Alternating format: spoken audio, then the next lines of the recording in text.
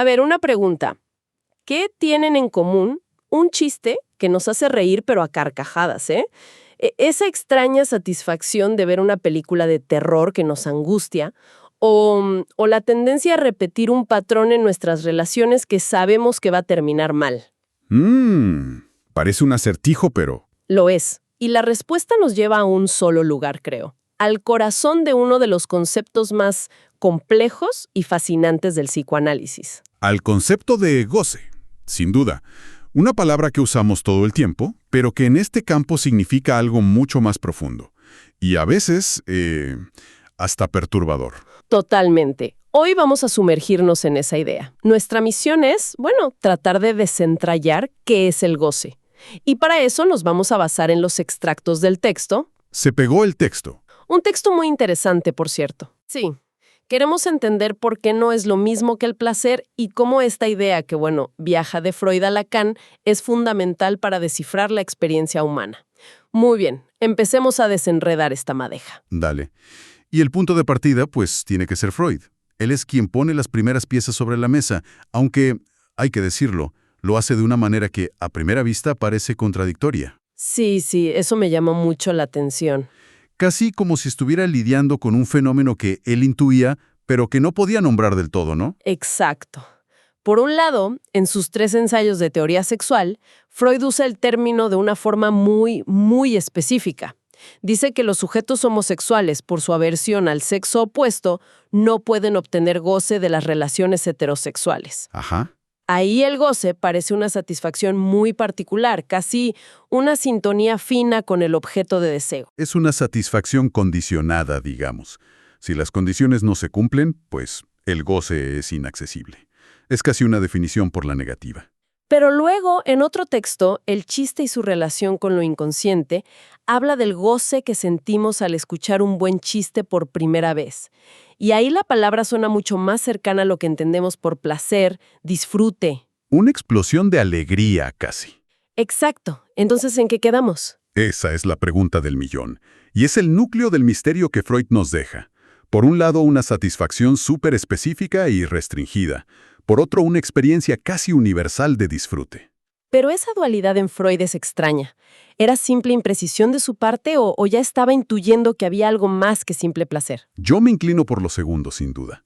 Creo que Freud se dio cuenta de que había satisfacciones que no encajaban del todo en su modelo del principio de placer. Claro, el de buscar lo agradable y evitar el dolor. Exacto. Y el texto nos da una tercera pista, que para mí es la más importante de todas, y que encontró observando a los bebés. El chupeteo. Ah, claro, el bebé que lacta. Pensemos en esa secuencia. Es brillante. En un primer momento el bebé chupa el seno para satisfacer una necesidad biológica pura y dura, el hambre. Una acción con un fin claro, sobrevivir. Correcto.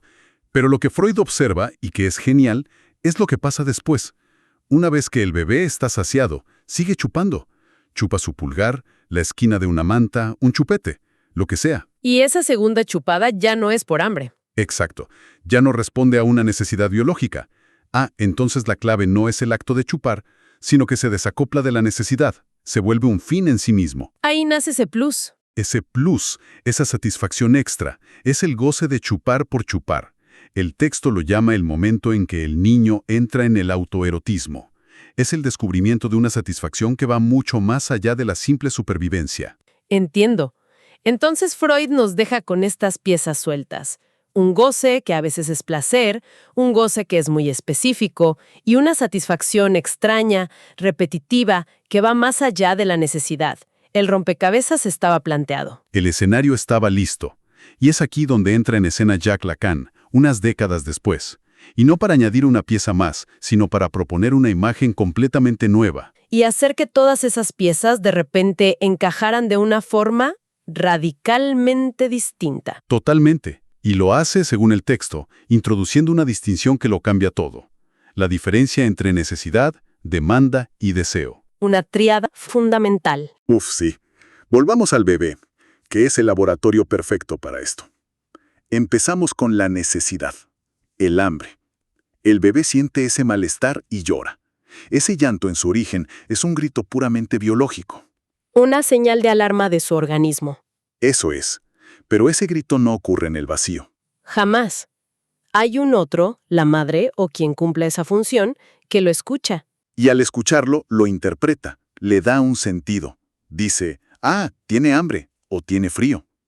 En el instante en que esa respuesta llega, el grito biológico se transforma para siempre. Deja de ser un simple ruido para convertirse en un mensaje. Se convierte en una demanda. Ya no es solo la expresión de una necesidad, es un llamado dirigido a alguien. Es atiéndeme, mírame, quiéreme. O sea que la respuesta del otro inscribe al niño en el universo del lenguaje. En lo que Lacan llama el orden simbólico. Incluso antes de poder hablar, el niño ya está atrapado en la red del significado que el otro le impone. Un momento. Me cuesta un poco entender cómo esa transformación puede ser tan determinante. ¿Es algo inevitable para todo ser humano que aprende a hablar? Es una pregunta excelente. Y la respuesta de Lacan es que es absolutamente inevitable. Es el precio que pagamos por convertirnos en seres humanos, por entrar en el lenguaje. Y esa transformación tiene una consecuencia brutal. ¿Cuál? La pérdida del goce original. La pérdida. Suena contraintuitivo. Uno pensaría que al ser comprendido y atendido, el bebé gana, no pierde. Gana un lugar en el mundo simbólico, en la cultura, en el amor, sí, pero pierde algo a cambio. Pensemos en esa primera experiencia mítica de satisfacción, cuando la necesidad pura fue cubierta. Ajá. Fue una experiencia de completitud total. Pero una vez que la necesidad se articula como demanda de amor, dirigida a un otro, esa satisfacción original se pierde para siempre. Ninguna respuesta futura del otro, por más perfecta que sea, podrá recuperar por completo el goce de esa primera vez. Porque ahora siempre hay un algo más que se pide. No es solo la leche, es el reconocimiento, es la prueba de amor. Y eso nunca puede ser entregado del todo. Claro. Exactamente. Siempre queda un resto, un residuo insatisfecho entre la necesidad y la demanda. Y en ese pequeño espacio, en esa brecha, es donde nace el deseo. El deseo de ese algo más que siempre falta. Por eso el texto subraya una idea central. El ingreso al lenguaje implica una pérdida estructural de goce. Vivir como sujetos es vivir con esa herida, con esa pérdida fundamental. O sea que, en resumen, aprender a hablar nos complica la vida. Lacan no era precisamente un optimista, ¿verdad? Para nada, pero era un realista profundo sobre la condición humana. Él diría que no es que nos complique la vida, es que nos da una vida humana, que por definición es complicada y está marcada por la falta. Entiendo. Si el goce original se pierde al entrar en el lenguaje y la demanda nunca se satisface del todo, entonces el goce no puede ser lo mismo que sentir placer. Son cosas distintas. Justo ahí está la distinción más importante que Lacan establece. El placer, como lo definió Freud, opera bajo el principio de placer. Es un principio de homeostasis, de equilibrio. Busca reducir la tensión. Es como el termostato de una casa. Si hace frío, se enciende la calefacción hasta una temperatura agradable y luego se apaga. El objetivo es la estabilidad. Es una analogía perfecta. El placer es el termostato del aparato psíquico. Ahora, el goce, en la formulación de Lacan, está más allá del principio de placer. No busca la calma. No, busca el exceso. Es una satisfacción que se obtiene al transgredir los límites, al forzar la máquina. Es una tensión que, en lugar de reducirse, se lleva al límite, a un punto que a menudo linda con el dolor. Entonces, siguiendo la analogía, el goce no sería ajustar el termostato a 21 grados. Sería subir la calefacción hasta el punto en que casi te quemas. Pero hay una extraña e intensa satisfacción en ese extremo. Exactamente. Es la satisfacción en la desmesura. Y lo más importante, este impulso de ir más allá del placer no es aleatorio. ¿Ah, no? Es la manifestación de la búsqueda constante, inconsciente, de ese goce mítico y original que se perdió. Y aquí está la gran paradoja que señala el texto. A ver. Esa búsqueda desesperada por reencontrar una satisfacción perdida es precisamente la causa fundamental del sufrimiento del sujeto. Buscamos algo para sentirnos completos, y esa misma búsqueda es lo que nos mantiene incompletos y sufriendo. Es un círculo vicioso. Y esto me recuerda a lo que mencionamos al principio sobre Freud. Cierra el círculo perfectamente. Esa idea de la gente repitiendo cosas dolorosas, con esta nueva luz, ahora empieza a tener un sentido completamente distinto. Sí, nos lleva de vuelta a ese texto fundamental de Freud de 1920 que se llama, muy apropiadamente, Más allá del principio de placer. Claro, En ese ensayo, Freud se topa con un fenómeno clínico que su teoría anterior no podía explicar del todo. ¿cuál era? Observó que sus pacientes, en sus vidas y en sus sueños, repetían incansablemente experiencias traumáticas o dolorosas. Los veteranos de guerra revivían los horrores del combate. Y la gente que vuelve a meterse en relaciones abusivas con patrones idénticos. Exacto.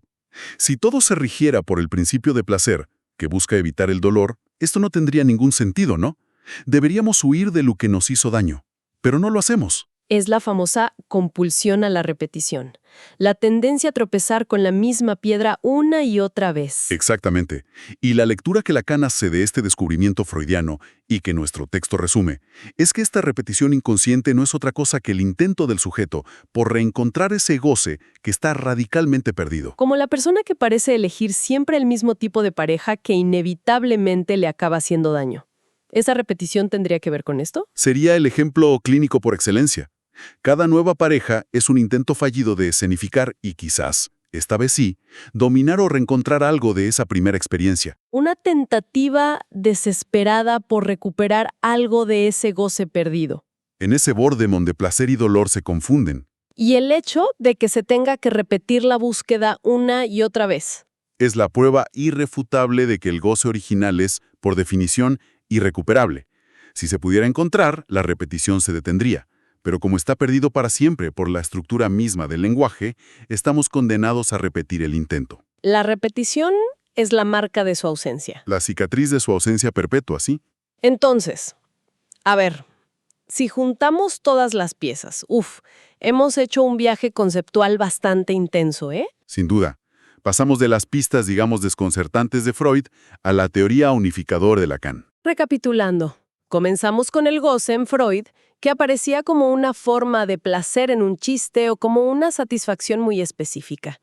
Vimos cómo Lacan tomó esas pistas y las transformó en un concepto estructural. Ajá. Y nos ha quedado claro que el goce no es el placer tranquilo del termostato, es una satisfacción paradójica, en el exceso. Que va más allá del placer y que está íntimamente ligada a nuestra condición de seres que hablamos, y a una pérdida fundamental que esa entrada en el lenguaje inevitablemente conlleva. Exacto, una pérdida que nos deja marcados y nos lanza a una búsqueda incesante, a una repetición de esa búsqueda, que en el fondo se convierte en la matriz de nuestro sufrimiento. Y también de nuestras pasiones. Y creo que hay un último punto del texto que es crucial reforzar. El goce no es algo natural o puramente biológico, no es un instinto. Sino es precisamente el efecto que produce el lenguaje sobre el cuerpo viviente. Es lo que sucede en esa articulación, en ese punto exacto donde el organismo se anuda con la palabra y con el otro. Es una consecuencia de ser seres habitados por el lenguaje. Me quedo pensando en una última idea que se desprende de todo esto. Si esta búsqueda incesante de un goce perdido es la causa del sufrimiento y se manifiesta como repetición, ¿qué nos dice esto sobre tantos comportamientos que parecen autodestructivos? Pienso en la persona con una adicción que vuelve a consumir sabiendo el daño que le causa, o quien se aferra a un trabajo que detesta. Desde afuera, parece ilógico, ¿no? Pero bajo esta óptica, podría ser que cada una de esas repeticiones, por más dolorosas que sean, contengan un núcleo diminuto y terrible de goce, un eco distorsionado de esa satisfacción perdida que se busca recuperar a cualquier precio. Incluso al de la propia vida. Exacto, a cualquier precio.